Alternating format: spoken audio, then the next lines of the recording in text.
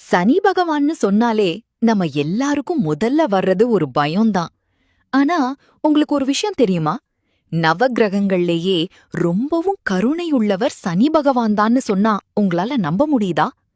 அவர் உங்கள கஷ்டப்படுத்துறது உங்கள அழிக்க இல்ல, உங்கள அடுத்த லெவலுக்கு கொண்டு போகதான். அவர் ஏன் சிலரை சோதிக்கிறார்? அவரோட பிடியிலிருந்து தப்பிக்க அவர் கொடுத்த ரகசியம் என்ன? வாங்க இன்னைக்கு விரிவா பார்க்கலாம்.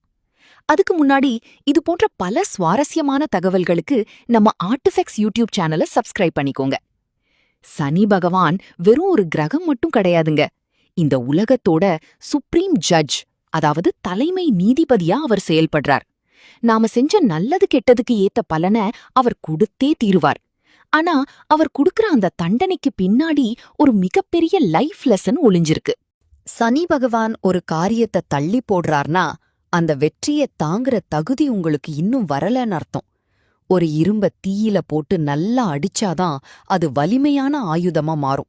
அதுபோலதான் சனி பகவான் உங்கள சோதனைகள் மூலமா செதுக்கி உங்கள ஒரு சாதனையாளரா மாற்றார்.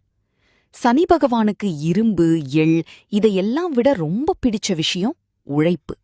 யார் ஒருத்தர் கஷ்டப்படுறவங்களுக்கும் ஊனமுற்றவர்களுக்கும் கைமாறு கருதாம உதவி செய்றாங்களோ அவங்கள சனி பகவான் ஒருபோதும் தண்டிக்க மாட்டார்.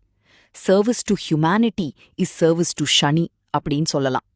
ஒரு அரசராக இருந்தாலும் சரி, ஆண்டியாக இருந்தாலும் சரி, தர்மம் தப்புனா சனி பகவான் விடமாட்டார். ராவணன் போன்ற மகா பலசாலியையே அடக்கியவர் அவர்.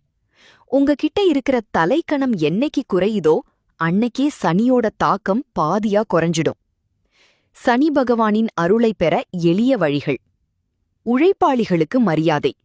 உங்க வீட்ல வேலை செய்யறவங்க இல்லனா தெருவ சுத்தம் செய்யறவங்களுக்கு மதிப்பு கொடுங்க. அன்னதானம்.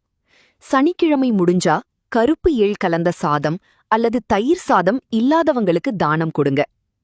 சிவ வழிபாடு.